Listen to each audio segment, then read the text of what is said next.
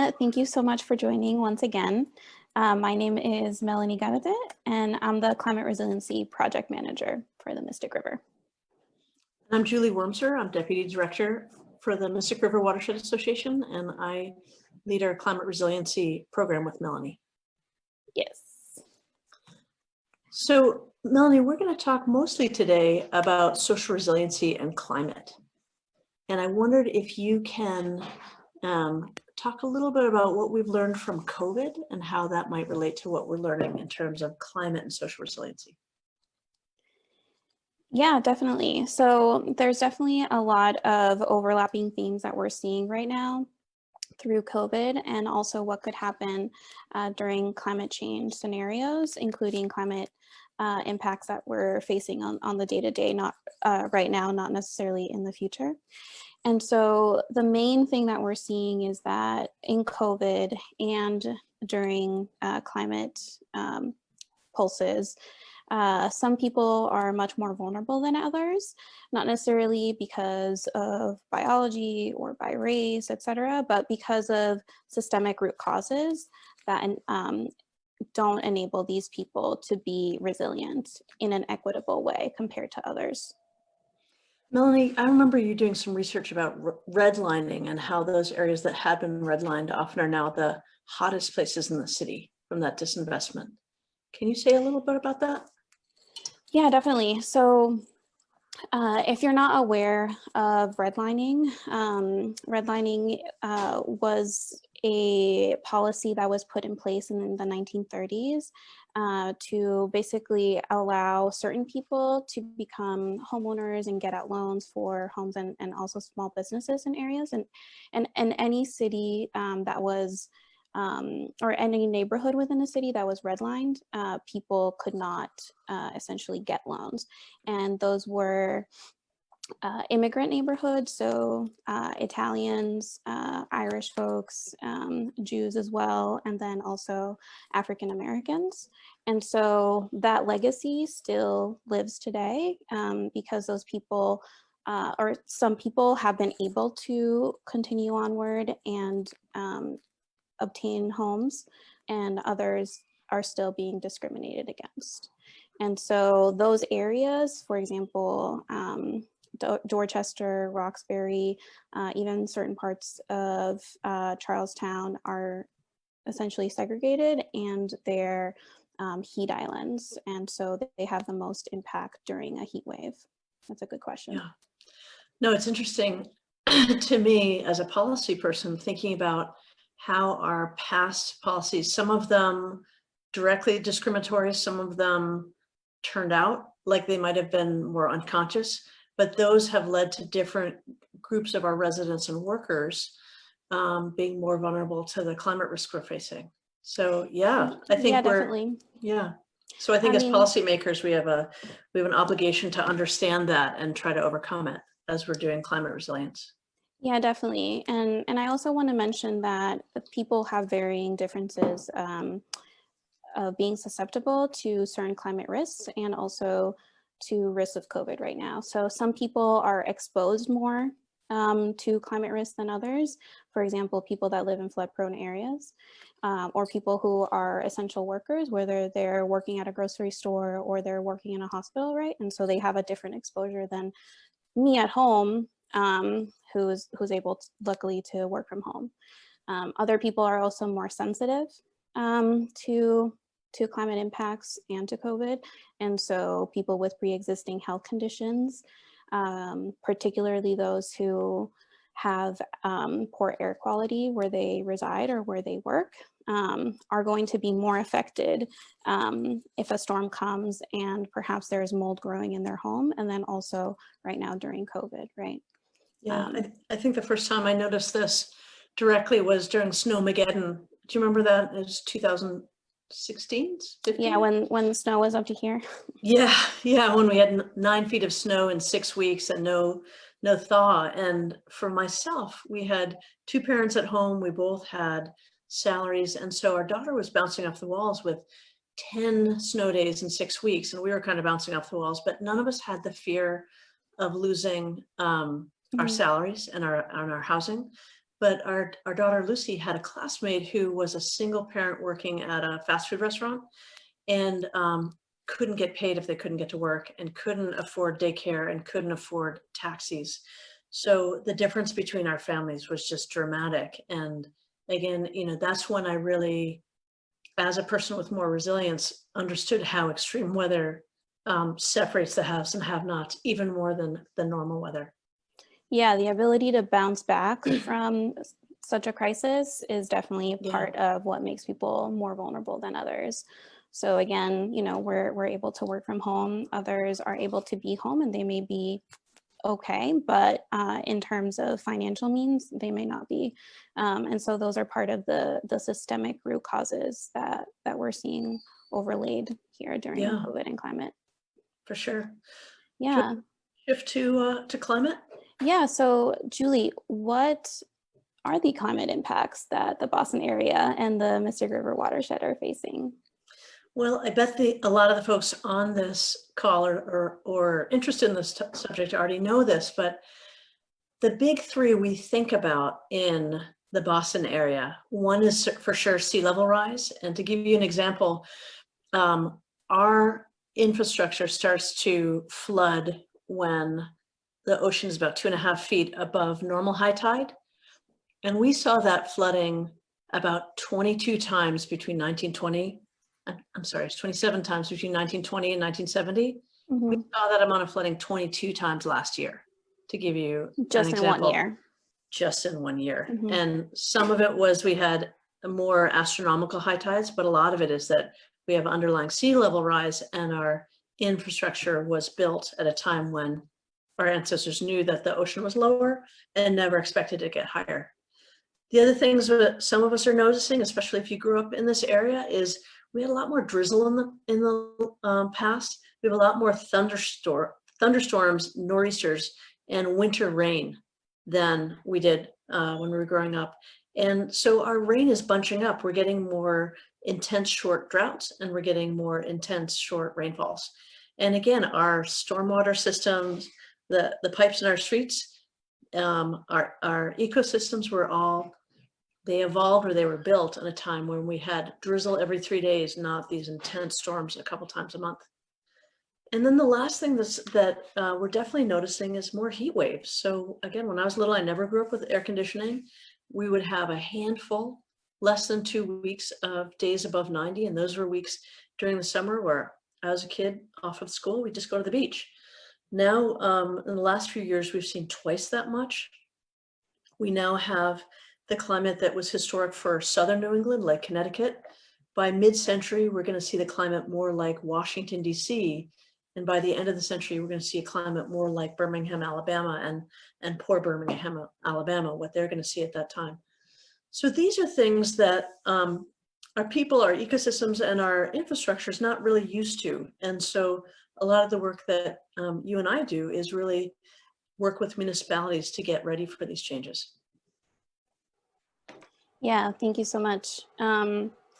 I think that going back to when I moved to the US, I am from Chile originally. I moved here with my family in 1996. And I remember there being a big difference between summers in Chile, because summers in Chile are nice and dry, and here being humid. But I don't remember these back-to-back heat waves that we're having, where we have to have the air conditioning on all the time.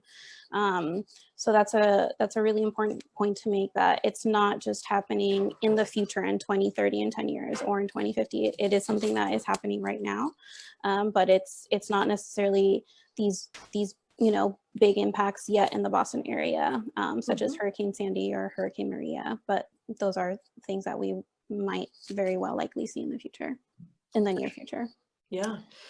Well, I wonder if we want to start with our quiz for our participants we have a little quiz, we do. But it's really low bar, and it's okay if you get all of the answers wrong. But I bet you won't, because a lot of it's pretty common sense. Yeah. So Erica, I think you need to start the quiz for us. Okay, let me figure this out. Launch polling. Yep. So we're going to give you a couple minutes to finish this poll.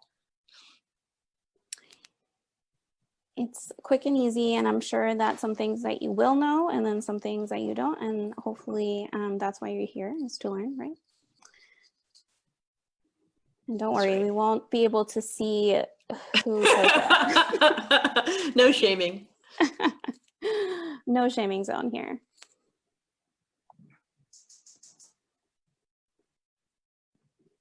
So Melanie, I think what I'm going to do is I'm going to start our PowerPoint for when people are done with the poll. Perfect.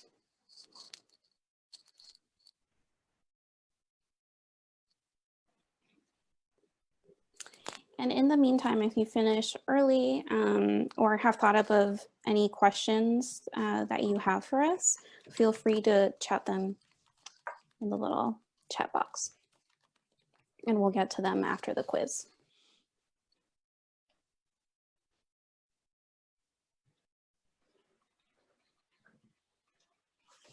And Erica, I need you to share my screen. Help me share my screen. Great.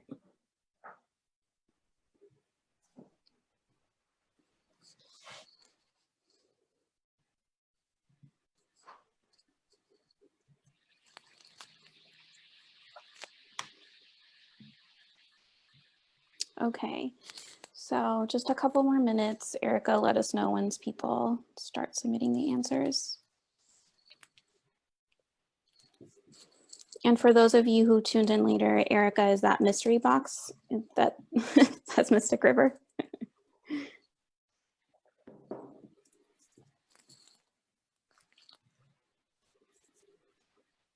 I think probably people are done with the poll. Do you want to share the results? I think another minute. Yeah, Okay. only a couple have been submitted. Okay.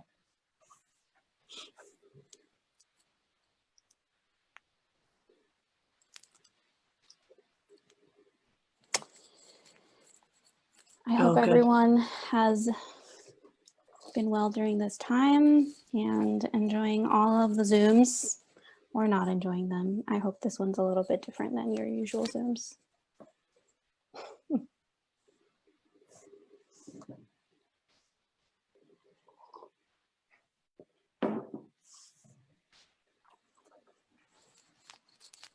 All right.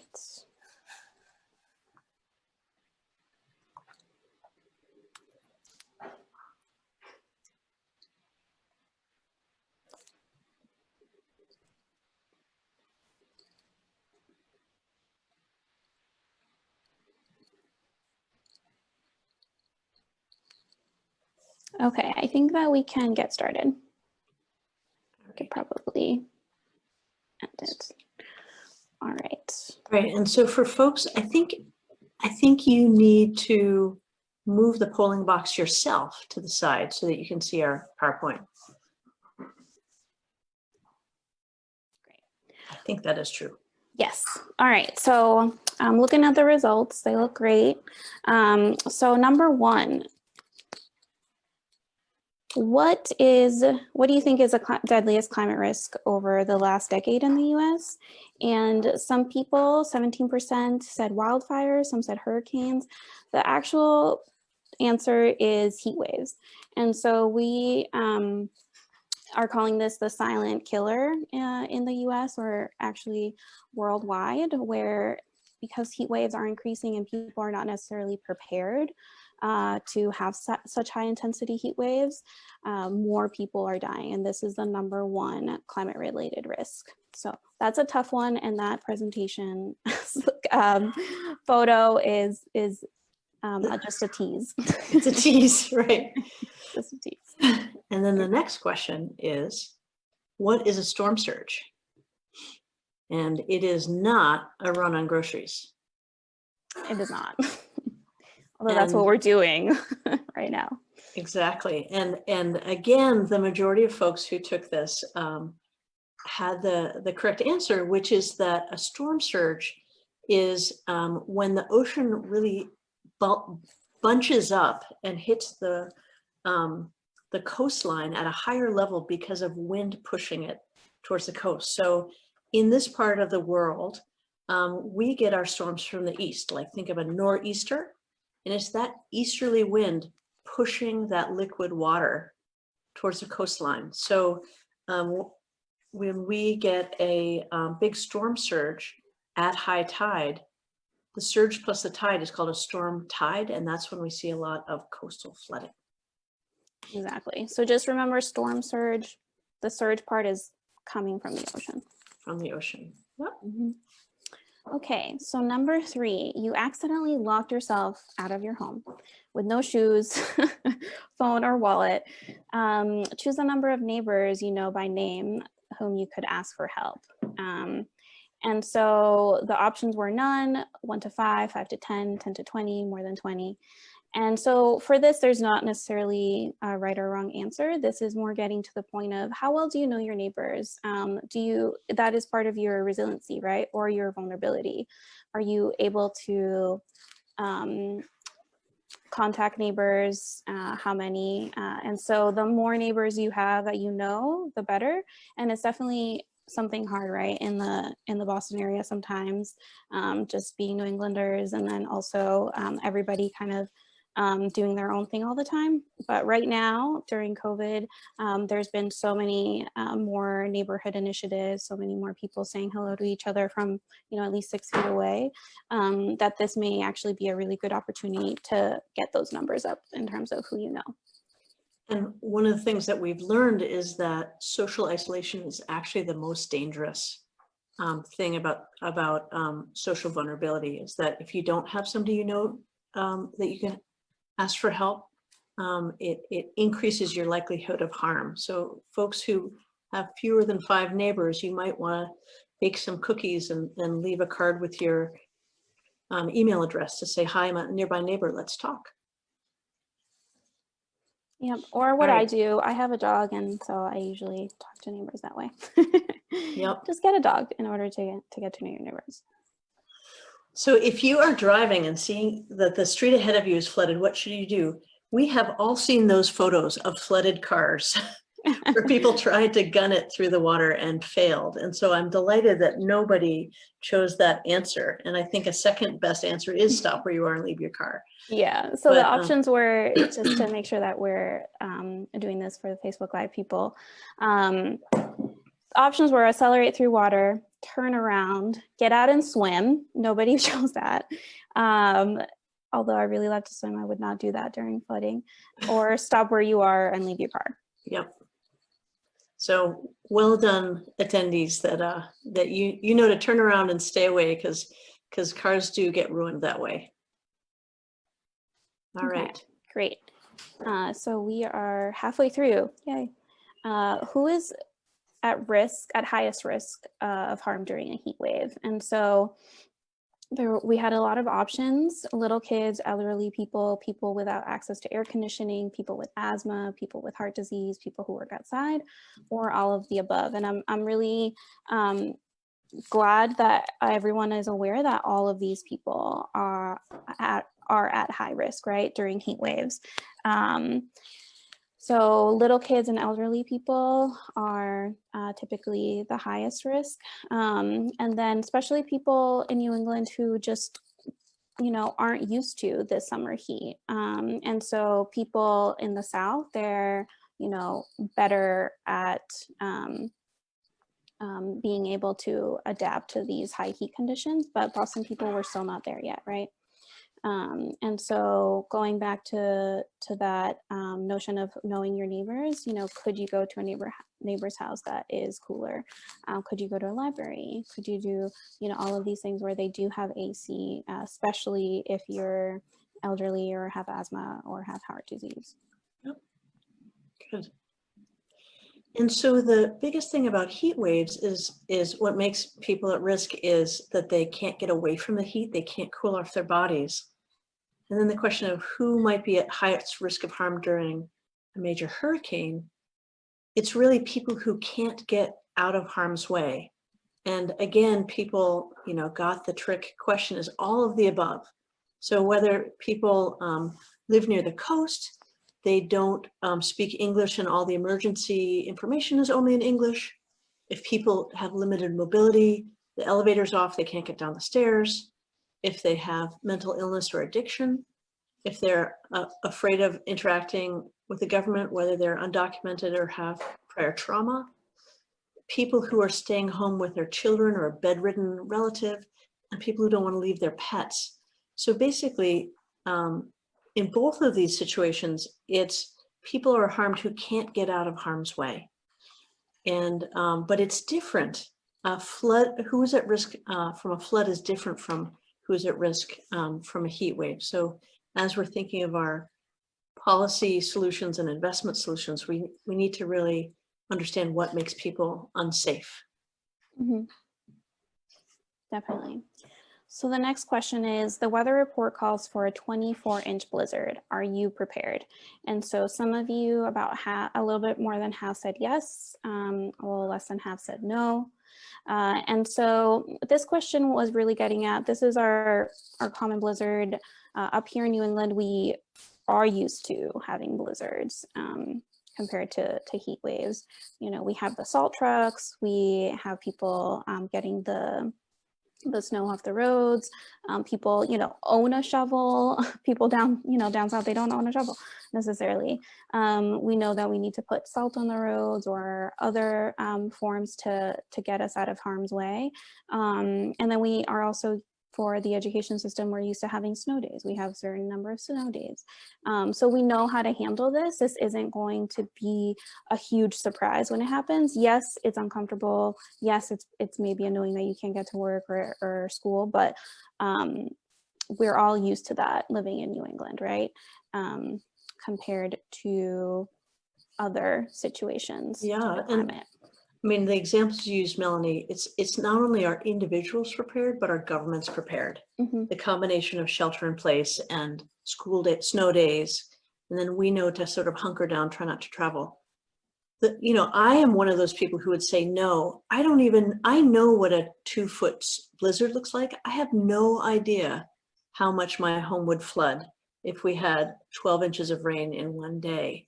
So I'm like the majority of folks who don't feel flood prepared, you know, and do have our daughter's baby pictures in the basement and don't know if they would flood. So this is something where we are a blizzard culture here. We're not a monsoon culture. And if we were in India or Indonesia or places where they do experience monsoons, they'd be just as ready for floods as we are for blizzards. Exactly. Thank you for that comparison. All right, so back to heat waves. The weather report calls for 100-degree heat wave and you have to be outside all day. Are you prepared? And the majority of you said no, right? Maybe some of you don't have air conditioning. Maybe some of you work outdoors. And there are all of these factors that may make you more susceptible. And as we've been saying, we're just prepared for snow. We're not necessarily prepared to have heat wave all summer. Yep. And so our last, we don't mean to be guilt-ridden or guilt providing, but and thank you all for saying yes. So, you know, if you remember, one thing about our presentation is that what makes people safe is that they know people who can help. And so one of the things, for example, New York City has created, and thank you everybody for saying, yes, you're going to help.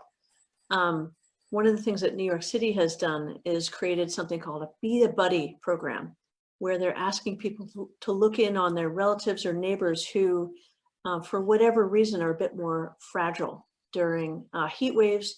And at this point, we also think about that in terms of the COVID pandemic, of who needs groceries, who needs looking in on. I know I had the opportunity to call a bunch of senior citizens in my community, and people were all over the place, from saying, you know, don't tell me I'm old, to thank God you called. So what's going to get us through, whether it's COVID or climate, a lot of this is people knowing their neighbors and other people in their lives who they know are at risk. So I'm going to stop sharing there, and we are happy to take any questions or comments from folks. Great. So Eric Roberts, hello Eric, had a nice comment. Many conservation and watershed organizations and their supporters think these types of organizations should only focus on natural resource management. Could you please share why Myra thinks it's important for a watershed association to focus on social resilience, and why other watershed and conservation focused groups should also focus on enabling social resilience? So, Melanie, what do you? You can start off. You Okay. can start off. I'll fill in. Great. So we are urban watershed. So 600,000 people live in the Mystic River watershed, which spreads from basically Reading through Boston Harbor and Revere Beach. And if we were to only think about the bits and pieces of the watershed that are non-people communities and ignore the people communities, we would not be thinking about the full health of the Mystic River watershed, that people are intrinsically a part of our watershed. That may not be true for the Arctic National Wildlife Refuge. It for sure is true for our watershed. I would also say that plants don't vote. And so if we are thinking, I think it's too late in human history to think of humans and the environment as separate. And so any solution we come up with to protect people should also be better on the environment. And any solution we come up that's better on the environment should be better for people. And then just as we understand that eagles and fish need something different, different communities, people might need help in different ways. So we are learning as much about the ways people can stay safe as the way that fish and ducks and whoever can feel safe. Melanie, what would you add? Yeah, so I definitely agree with all of that. You know, the majority of people that live in our watershed are in these urban areas, and those urban areas are the most impacted by climate change. And so they're the areas that have these heat islands, and then they're also the areas that are more prone to flooding. And I think that a big part of the climate change movement right now is that we're changing the rhetoric of it just being an environmental focus and just focusing on the fish and the dolphins that we love. And I'm a marine biologist, so I love all of that I'm stuff. a plant ecologist, yeah. Exactly. We love plants, we love animals, and we want to see them around, but it would be a disservice not to include the social justice component, because we are going to be affected by climate change. We already have been, and the people that live within our watershed are going to be disproportionately affected. And so again, it will be a disservice to not include them and include us, right? Maybe some of you right here listening to this webinar. Good. Any other questions or follow-up comments?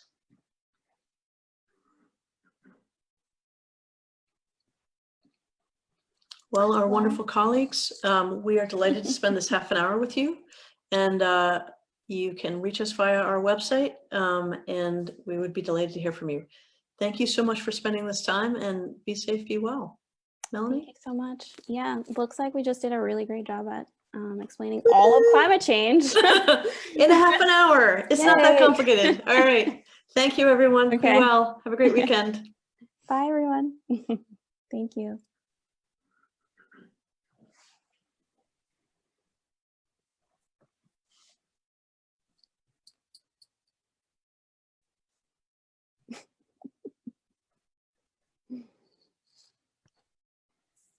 Okay.